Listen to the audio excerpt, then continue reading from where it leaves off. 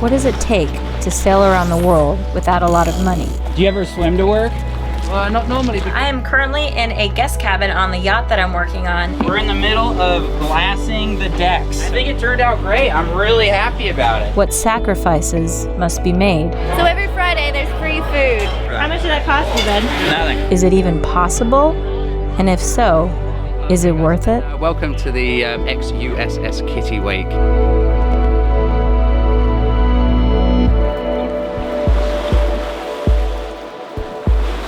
Previously on Project Atticus. After spending 3 years refitting our fixer-upper sailboat, we left the United States with only $2,000 and the goal of working while we cruised. We made it as far as Isla Mujeres, Mexico, before we ran out of money and had to find work. For the next year, we did freelance boat repair jobs until we saved up enough money to cast the lines and sail south to explore the Western Caribbean. After spending a month exploring the south coast of Cuba, we said goodbye to some extremely remote islands and are now enjoying being back in civilization in Grand Cayman. Today we're going to take little shit out and explore some deeper freediving spots. So hopefully we'll see some cool coral heads and some big fish.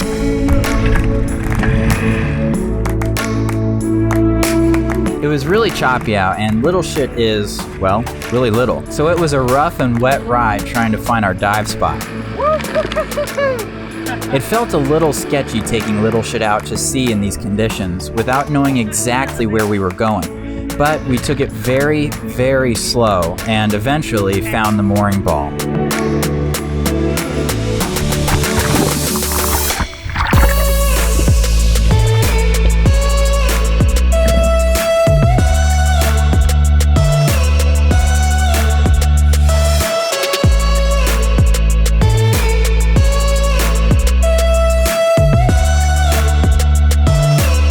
The current here was pretty strong, which, in addition to the big chop, forced us to expend a lot of energy just to maintain our position, making it hard for us to enter the state of relaxation necessary for freediving in deeper water. So we decided to check out some patch reef just inside the protection of the barrier reef.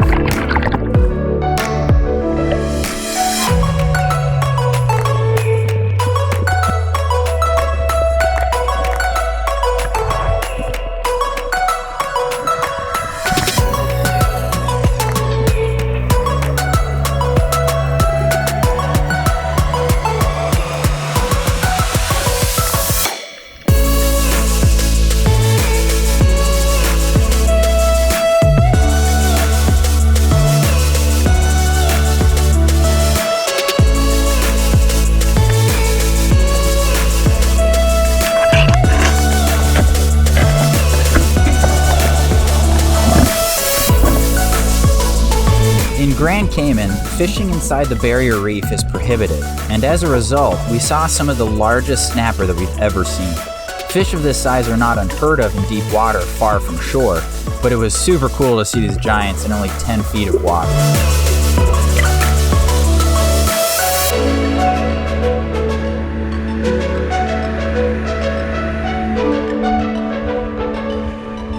It is a nice day today, and we are getting ready to head over to Georgetown. A couple of friends over there told us that there's a mooring ball next to them, which is really close to shore, so really a lot more protected from the swell than the other mooring balls. We're excited to head over there, do some snorkeling and freediving, hang out with our friends, and looking forward to moving again.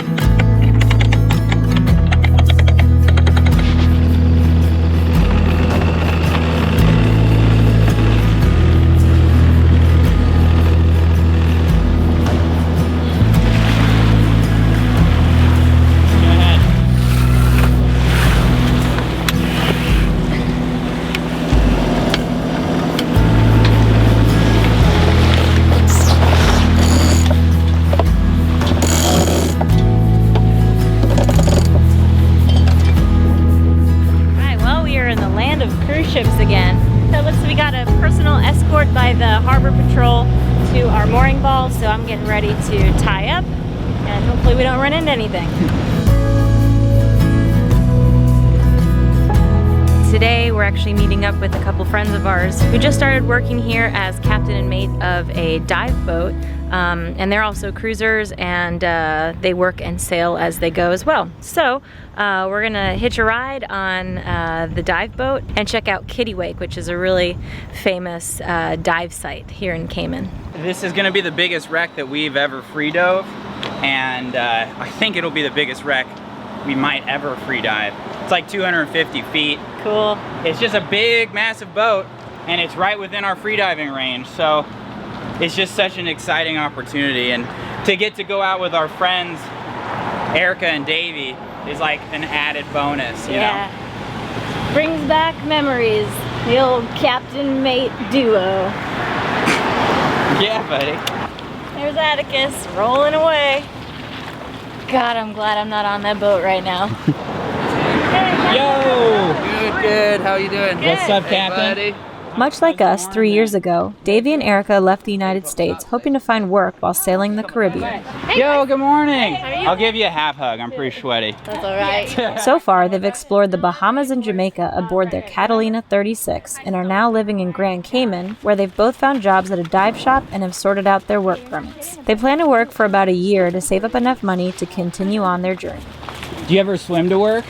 Well, not normally, because we've got our bags and Sure. stuff that we want our phones with us and Yeah. whatever else, you know. You should like do it when the guests are on the dock. Just like swim and be like, hey guys, I'll be your captain today. But yeah, that's Davy's boat. And that is a Catalina 36? Yeah, that's right. Catalina 36. Very cool. We've only met a handful of other cruisers who work while they sail. But whenever we do, we quickly find that we share a common bond. In our own experience, we saved up enough money to buy Atticus by working on super yachts. I am currently in a guest cabin on the yacht that I'm working on, and my job is to essentially detail this cabin top to bottom. We worked on charter catamarans in Key West while we refit the boat. Both of us have been working on this boat. It's a 40-foot tourist catamaran. It does snorkel trips during the day and dolphin watch trips, and then sunset trips in the evening. We did freelance fiberglass and canvas work in Mexico. We're in the middle of glassing the decks. I think it turned out great. I'm really happy about it. And now we've transitioned to doing YouTube full-time. So we know just how scrappy and hardworking Davy and Erica must be to be able to show up in a new place and find work. Plus, they make it look so easy.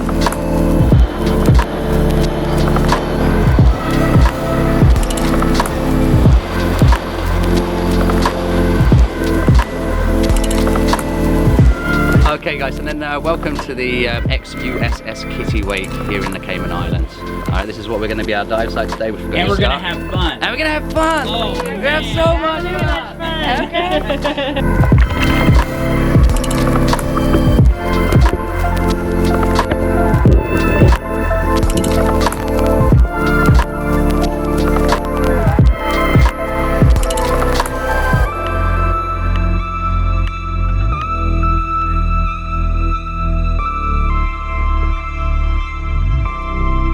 The Kittiwake is perfect for us because the depths are exactly within our range.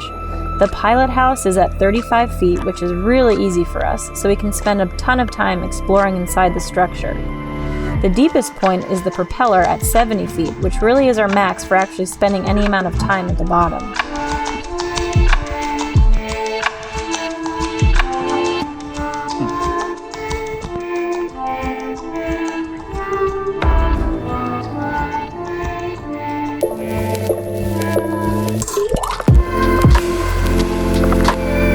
One really crazy thing about diving the Kittiwake is that the boat is listing to one side, so it's kind of sitting at a diagonal. And once you start to swim next to the structure into some of the walkways, you experience this crazy vertigo because your brain thinks that the ship must be upright, but your inner ear is telling you something totally different. So because of that, you always have to be really careful that you remember which way is up.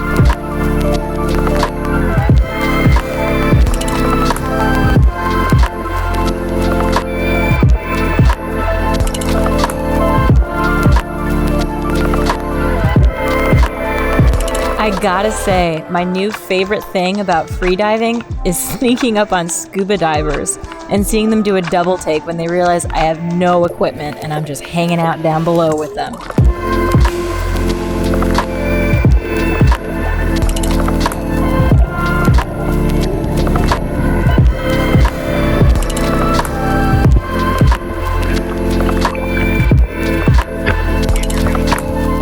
but we got to our second dive spot, which is called Devil's Grotto. It's got a couple of swim-throughs, so we're both really excited. That was so fun. Wow, yeah, the Kittiwake was super awesome. Oh man.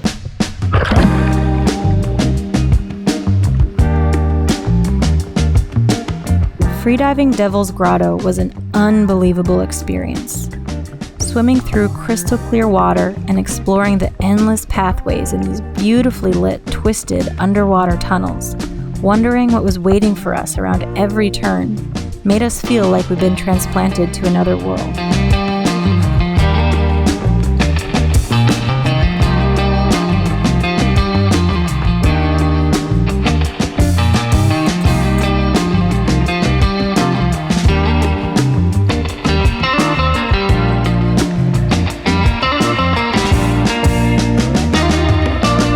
As we've gotten more comfortable with freediving, I started to experiment with swimming with no fins, torpedoing down to the sandy bottom of the ocean floor and getting to stand up and look around, surrounded by blue with nothing but a mask and snorkel, is totally mind-blowing to me.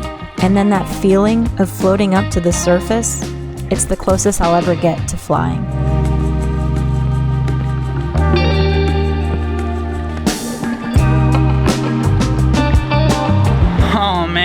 That was such an awesome day of freediving.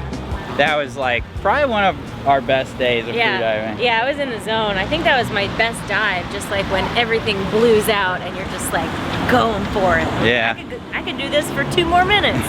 Yeah. Not really, just showing off. I don't need to breathe anymore. Yeah. But we're heading to a bar called Rackham's, and we're going to hang out with Danny and Erica and the scuba gang, and say thank you for taking us out.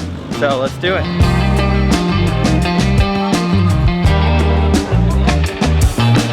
up, gang? Hey, how you doing, guys? Yeah, What's good. up, dude? So what do we have here? So every Friday there's free food. Free chicken wings, and I think they call it iguana, and curry cheese fries. Like Free. That's so crazy. hey, watch this. I didn't pay for How that. much did that cost you, Ben? Nothing.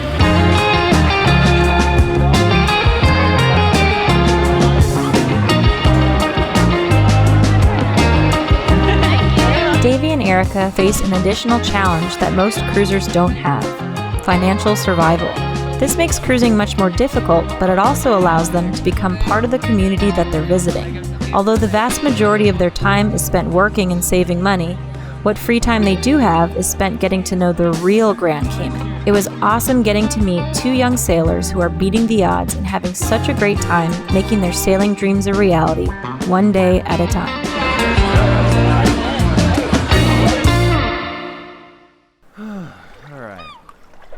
Oh.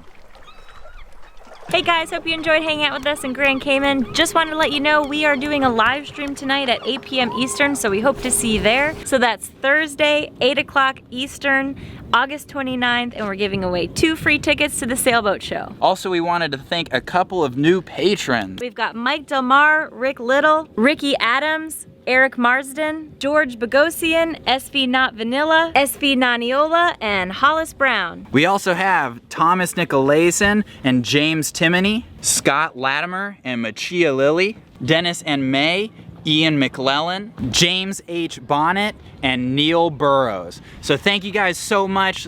Literally without you guys, we would not be able to put the time, energy, and love that we want to be able to put into these videos. So you guys are amazing. You are our heroes. Also, our friends Davy and Erica from this episode have a YouTube channel, so if you want to check them out, click right there.